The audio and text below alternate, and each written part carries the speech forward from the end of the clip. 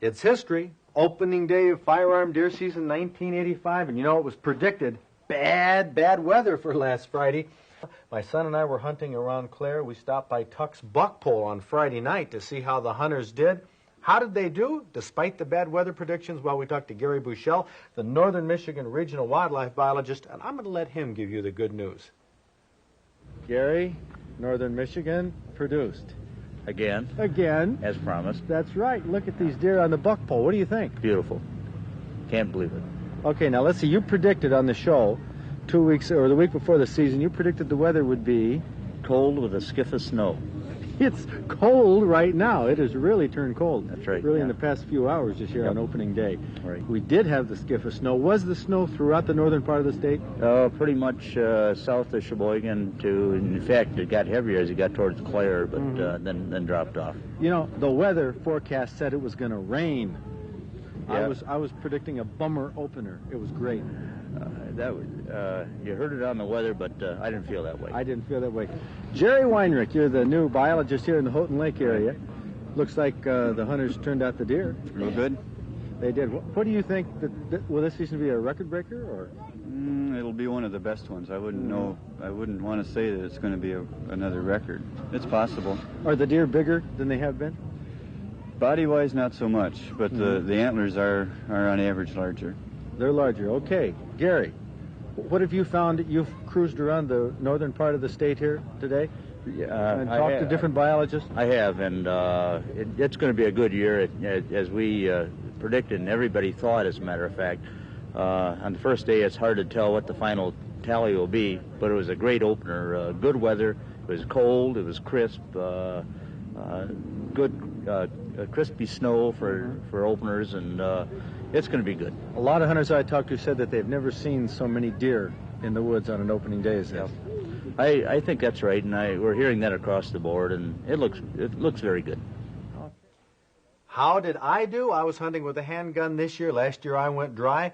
Well, I tell you, I'm going to save that in a moment. I'm Fred Trost. Join me right now for our Deer Season 1985 report. We couldn't have asked for much better conditions in northern Michigan on November 15th. The temperature was just below freezing, holding the snow on the ground, which had some advantages for deer hunters.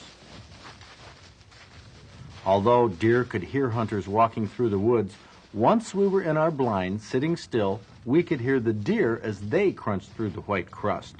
Another big advantage of a white dusting on the ground is visibility to hunters. The woods are brown, the dried grasslands are brown, and the deer are dark, blending into the landscape, except when they're crossing over snow. Then it's easy to pick them out, even at a great distance. Opening morning was in our favor this year, and at 20 after 7, I filled my tag with a forkhorn using my .44 Magnum handgun, and my son Zach, who was in the same blind with me, took a 6-point 2 hours later.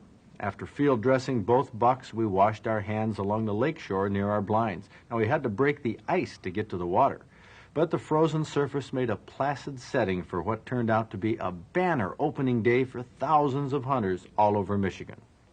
The woods are full of deer this year, and hopefully the harvest by hunters will be enough to prevent any serious starvation or disease problems that usually occurs when a population expands beyond its normal numbers. And for the third year in a row, the welcome mat was out for us at Tuck's Ace Hardware in Houghton Lake. Hundreds of hunters crowded the buckpole at 7:30 when we showed up with our cameras. Nearly every hunter was extremely happy with the deer they bagged, or at least saw, on opening day, including Zach and myself. I score this a 4-point. Right. Anybody can argue? 1, 2, 3, 4. Zach got a 6-point. Huh? Oh, that's 6 points. You count all those little things. That's what I think. I think everybody should get as many points as they can, don't you? Big racks are fun to look at, but you know, any deer represents a real accomplishment to a hunter, since only about 15% of all hunters fill their tags each year.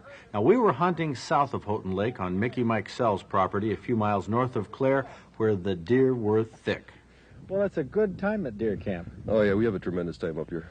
Win, lose, or draw, everybody has a good time. Yeah, how'd you do in poker last night? I just about broke even. Did you? Just about broke even. Mm-hmm. You didn't even win a pack of razor blades, huh? You noticed that. Are you going to shave when you get a deer? After I get a deer, right. Okay, that's the tradition. What about this deer season? How does it look to you? Everybody says it's up a lot. Oh, yeah, the number of deer are up tremendously. The only thing that's unusual is that we've only got 3 bucks so far. We've seen a tremendous number of deer. Jay saw 30, some I saw 41, and I'm sure we'll get the bucks. It's just going to take a couple days to do it, that's all. Yeah, they're there. Are the deer any bigger this year or the same size? No, I'd say that most of them are these year-and-a-half-year-old deer like you got up here in the buck bowl there. I haven't seen any really tremendously large racks this year during bow and arrow season, but we've seen a lot of bucks. And the bucks are here. We'll just have to be lucky enough to be at the right place at the right time. That's right. This is one of these racks that must have a real story behind it, Dick. Don't you think? Should, yeah. He was a real fighter. What do you? How do you score this? How big of a deer did you get? I scored at a 3-point. A 3-point? Yep.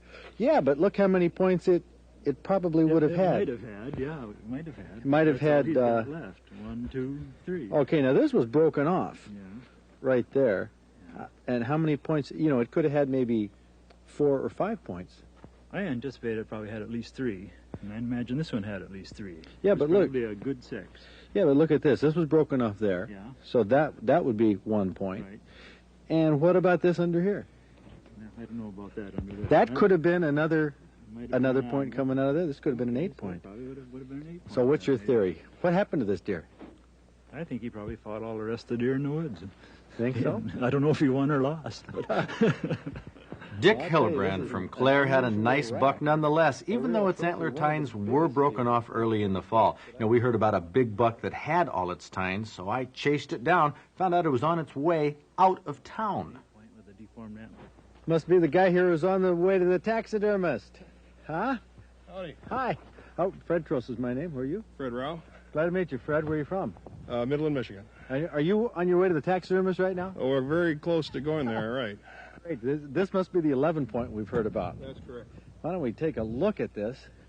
Boy, that's terrific. That's as big a deer as you find up in this area. As I've ever found, that's for sure. Why? Let's take a look at it.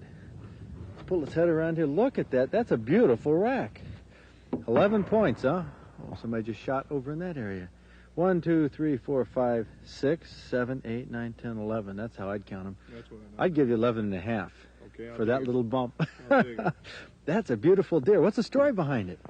Oh, after passing up about 8 does and a spike horn and a fork horn, looking for a little better trophy this year, sure enough, he came by, and luckily, I didn't know he was an 11-point at the time. I thought he was probably a 6 or an 8, and he didn't make me wait too long to get too excited. And Well, that's a great trophy. What time of day was it? about 10 after 8, Oh, and he was hitting the heart, went about 20 yards. huh. Was he following any does? No, does had been by 15, 20 minutes before, though, but he didn't appear to be directly on a trail of one. Oh, he didn't. He was just meandering? I think so. Where was your blind? What type of area? Well, it's Pines or? open hardwoods on the edge of a clearing. So you picked that spot because of what? Oh, there's lots of trails through there. Yeah, it's a common pathway for the deer. So that's what you hunt is the trails. Yes, sir. Okay, well, you're all done for the year. Yeah, that's right. You're on your way back to Bay City right now?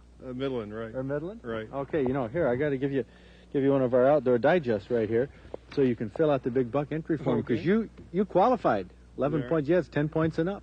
Okey-doke. Congratulations, Fred. Thank you. Super deer. Big racks like this are exciting, but for most I hunters, guess so. they're not in the Close cards. up on that, Oj? Nice little spike. Thank you. Heck, that's, I thought you'd be trophy hunting the way you sneak through the woods.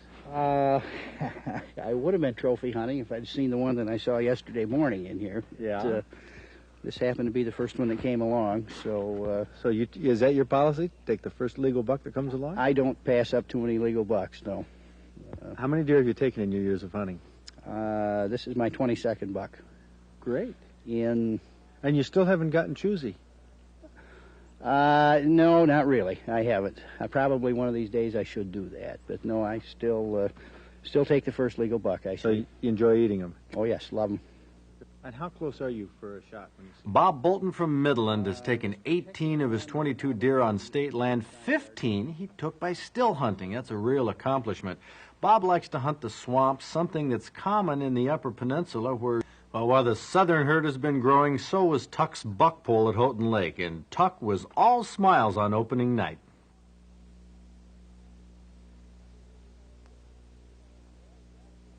How many deer we got up here? Well, Zach was number 65. 65. You were 64. What's your record? Number of deer that have hung up here on opening day? 38 last year. 38, and you already have 60. 65. That's great. Terrific. Well, that says that it's been a good season up here in It's the Houghton excellent. Lake area. Nice bucks. Big racks. What's the biggest buck that you have? Do you know? 11 point. 11? Yeah. Where'd that come from? You can't remember. Camp Koviak. Oh, yeah? Yeah. Well, good. It looks like you got a lot of happy hunters here. Yeah. A lot of big deer. Are the deer bigger in weight? Have you noticed, Chris? Some of them are, yeah. We've had some quite large spikes this year. Mm-hmm. Spikes with the body of what you would normally see on a 4 or 6 point. Great year. Great buck pole. How many do you think you're going to put up here during the season? I don't have any idea. Think we you're weren't gonna ready. hunt? We weren't ready for this. You weren't? We knew it was going to be a good year, but this is fantastic.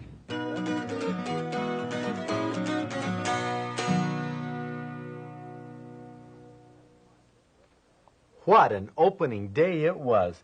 In the Upper Peninsula and Bob Garner's camp, and many of them in Menominee County, filled out their tags, all of their tags. So we get down in southern Michigan here and the northern part of the Lower Peninsula in Claire Mickey McSell's camp.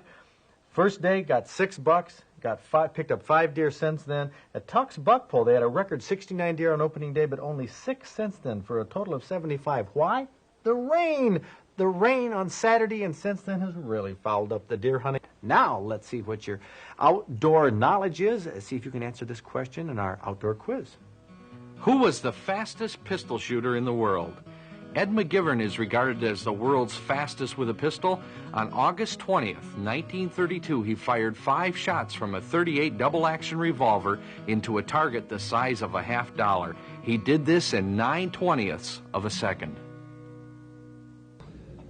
Well, why didn't you bring it here? Is that my fault? My dad's. Where's your dad? Right there. What's the deal, Dad?